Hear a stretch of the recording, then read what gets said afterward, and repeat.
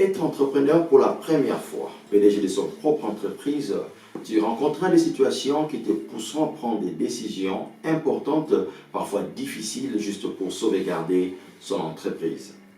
Aujourd'hui, nous allons parler de 9 situations que tu feras face en tant qu'entrepreneur. Mon nom c'est Jean-Michel Nkamba. Bienvenue dans cette émission des entrepreneurs, notre nouvelle chaîne intitulée Armée des entrepreneurs. C'est une chaîne qui commencera à vous enseigner, à partager notre expérience en tant qu'entrepreneur et d'autres aspects de business. Nous vous demandons de vous abonner massivement, surtout si vous n'êtes pas encore abonné, abonnez-vous, aimez nos vidéos, partagez-les et si jamais il y a des commentaires à faire, faites-les. C'est juste pour que nous puissions savoir où est-ce que nous allons et ce que nous sommes en train de faire comme travail. Merci. Premier point. Limoger un frère ou un ami.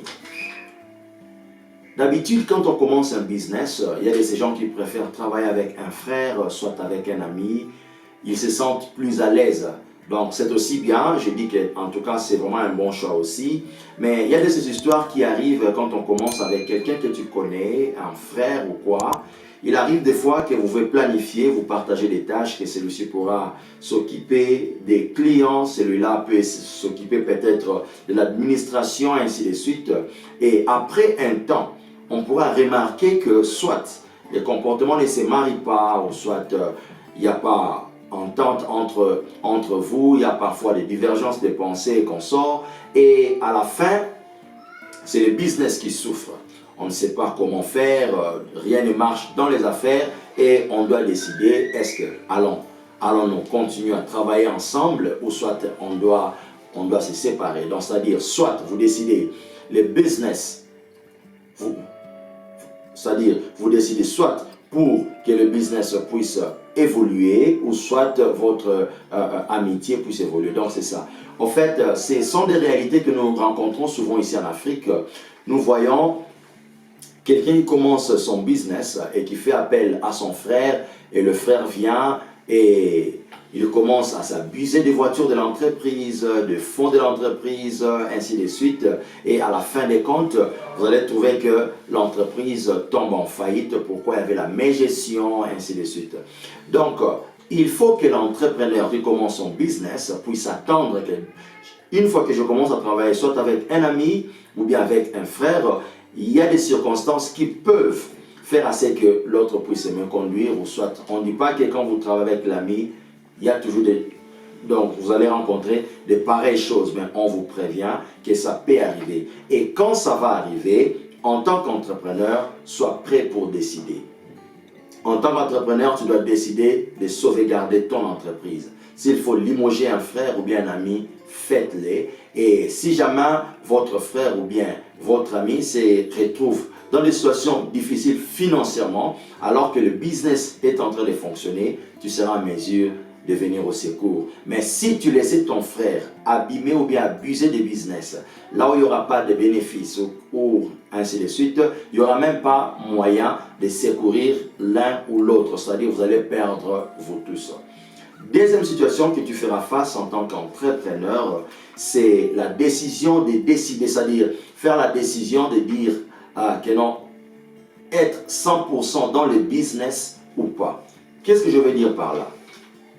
Souvent, quand on fait les business plans, comme on le dit en anglais, ou soit le plan des affaires, sur papier, tu peux envisager, bon, je vais commencer national, je peux aller international, je vais fournir dans telle ville, dans telle province, on ira dans tel pays, dans tel continent. Donc, tout peut paraître, c'est-à-dire bien fait sur papier.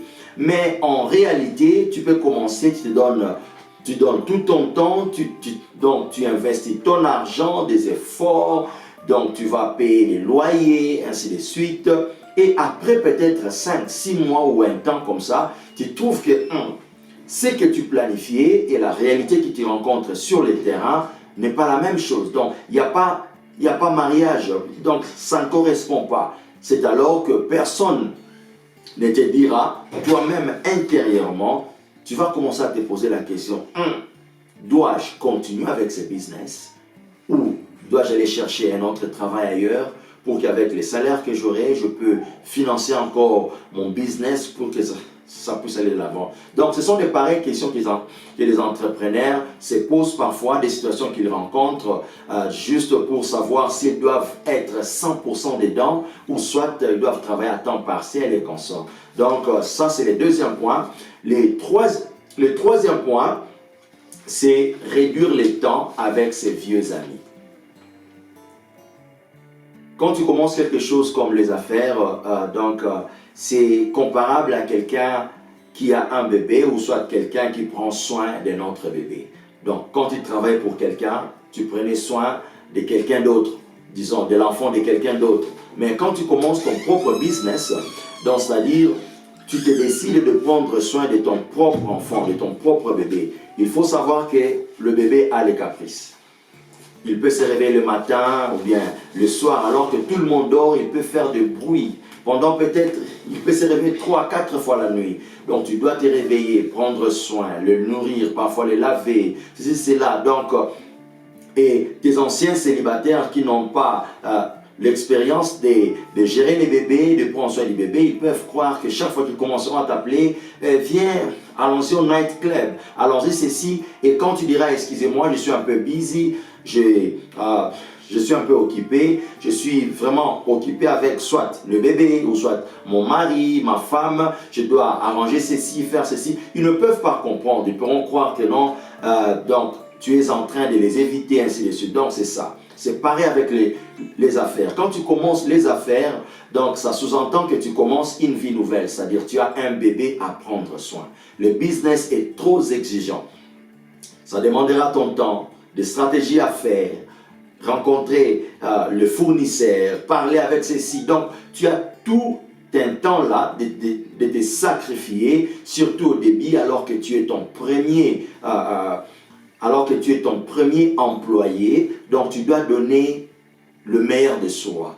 Donc, forcer, pousser pour que le truc puisse subsister et réussir et s'épanouir. Donc, c'est ça que j'aimerais vous dire. Le quatrième point, c'est les compétiteurs qui t'aimaient avant et soudainement qui deviennent tes ennemis.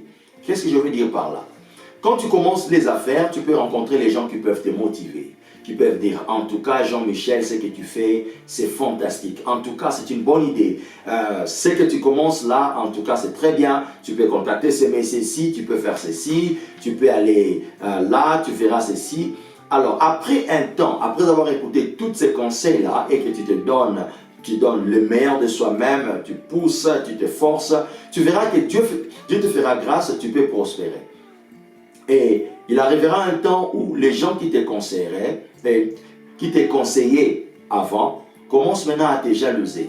Ils se sentent intimidés du succès que tu commences à avoir. Ils commencent à se dire, waouh, ce jeune homme, cette jeune fille, cette jeune dame, vraiment il évolue très bien. Donc ils commencent à se sentir dans l'insécurité. Soit tu vas prendre leurs clients, leurs idées, leurs ceci, et parfois les gens que tu pouvais téléphoner juste pour avoir quelques conseils, tu téléphones, ils ne prennent plus les téléphones.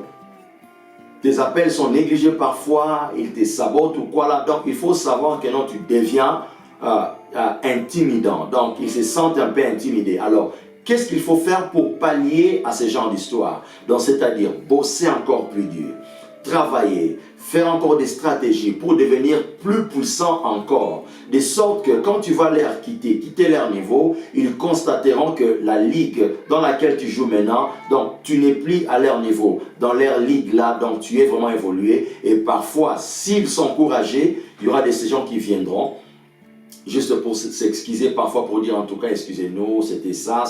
Donc, il y a aussi ces gens qui te rencontreront en face juste pour dire, écoutez, on peut travailler peut-être ensemble, on peut faire ceci et cela. Donc, c'est la meilleure façon de gérer une histoire pareille quand les gens qui t'ont conseillé, les amis ou bien les compétiteurs qui t'ont conseillé jadis, qui deviennent tes compétiteurs ou bien tes ennemis, c'est de la manière que tu peux te comporter. Le cinquième point, c'est dire non aux dépenses inutiles ou bien dire non à sa famille. Tu vois, quand on commence le business, comme je disais, il faut vraiment en premier lieu parler à sa femme, parler à ses enfants ou soit aux gens qui dépendent directement à toi. Donc, juste leur dire, écoutez, je commence les affaires, les dépenses que je faisais avant, je ne pourrais pas peut-être commencer à dépenser comme je dépensais avant, c'est-à-dire vos vacances, vos amusements parfois, d'autres distractions, ainsi de suite, parce que je cherche un capital pour réinvestir dans mon business et lorsque le business aura de l'ampleur, ainsi de suite, on pourra maintenant avoir le temps pour commencer à faire d'autres dépenses. Donc, il faut se discipliner, être un peu catégorique, mais il faut aviser à l'avance pour ne pas créer des frustrations ou soit des chamailleries inutiles. Il faut que tout le monde puisse savoir que non, c'est un temps que tu es en train de traverser, ça va passer, c'est passager, mais ils doivent te soutenir, ils doivent vraiment t'aider à grandir ces business-là. Le 6e point, c'est la tentation de retirer l'argent dans les affaires, dans le business, au lieu de réinvestir. Donc, vous allez trouver qu'il y a de ces gens, lorsque le business est en train de grandir, le business est en train d'évoluer, ils peuvent se décider, une fois qu'ils voient qu'il y a l'argent dans le compte business, lorsqu'ils voient, waouh, il y a de l'argent à l'intérieur là, est-ce que je ne peux pas retirer un petit rien là, juste pour financer mes propres dépenses, juste peut-être pour un voyage, pour ceci, pour une nouvelle voiture, ceci, c'est là, on est parfois tenté à retirer de l'argent, à soutirer quelque chose pour ses propres dépenses. Alors, pourquoi c'est conseillé de ne pas retirer constamment de l'argent dans ces jeunes business qui commencent? Pourquoi? Parce qu'une fois que vous retirez l'argent, dans ces business-là, l'argent qui pouvait vous servir de capital, d'acheter beaucoup plus de marchandises, d'investir dans le marketing, pour l'épanouissement des affaires, du business, tu peux, disons, une fois que cet argent-là est utilisé, tu pourras ne pas avoir quelqu'un d'autre qui peut venir vous assister à réinvestir dans le business pour épanouir ce business. Pour quelqu'un qui voit loin, quelqu'un qui veut aller loin dans les affaires, c'est quelqu'un qui doit vraiment tirer trop attention à ne pas trop retirer comme argent dans le business pour ne pas vraiment déranger l'épanouissement ou bien le futur glorieux du business. Le 7e point, c'est la division au sein de l'entreprise ou bien au sein de l'équipe. Tu vois, quand ton business va évoluer, quand tu auras maintenant des gens avec qui tu peux collaborer, avec qui tu vas travailler, tu auras peut-être des divisions, l'équipe de vente, l'équipe de marketing, tu as l'administration, secrétariat, ainsi de suite.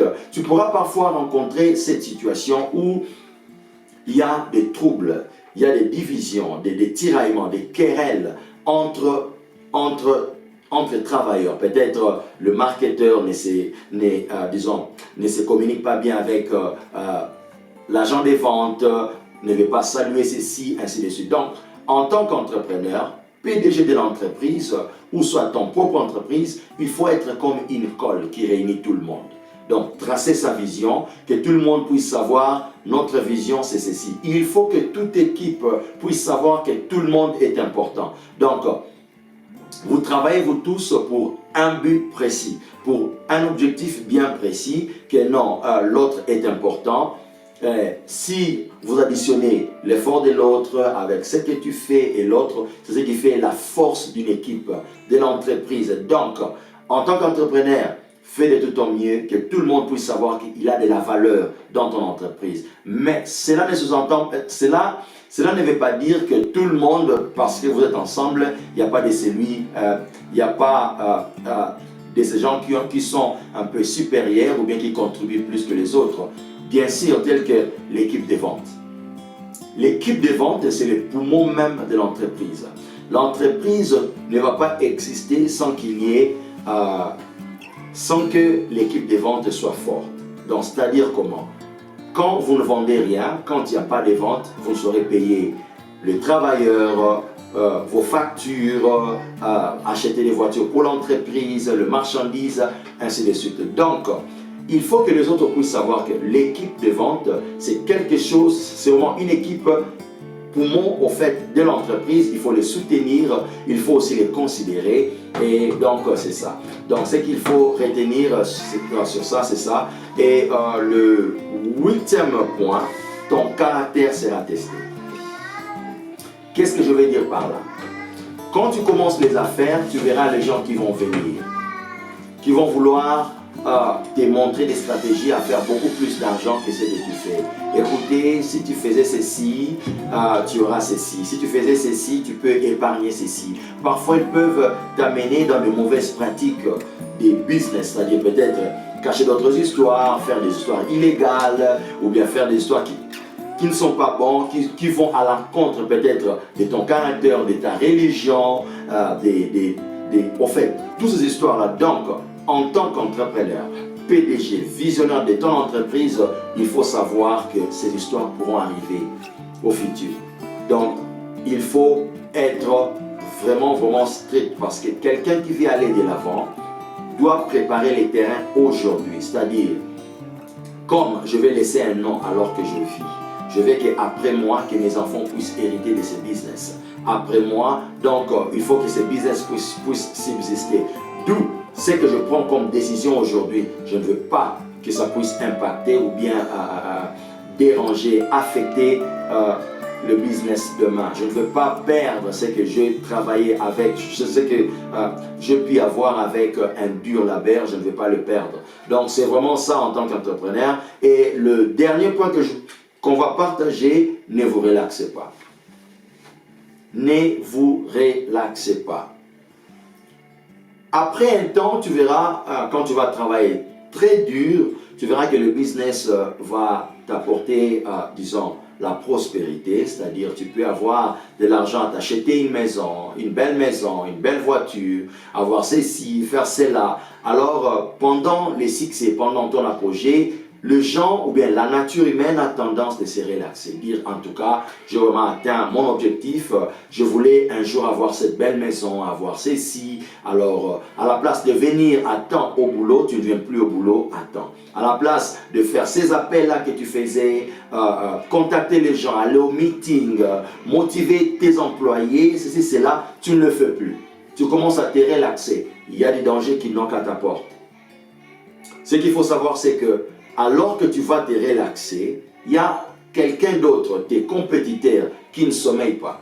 Ils cherchent un moyen par lequel, pour prendre tes clients, pour te faire tomber, pour qu'eux puissent prendre contrôle de tout ce qui se passe comme activité, business, ainsi de suite. Dans le business, dans les affaires, c'est une guerre. Si bien qu'il n'y a pas des armes, mais c'est la guerre. Donc, c'est-à-dire quoi? Il faut donc être constamment en alerte que si tu ne travailles pas bien, quelqu'un d'autre va prendre tes clients.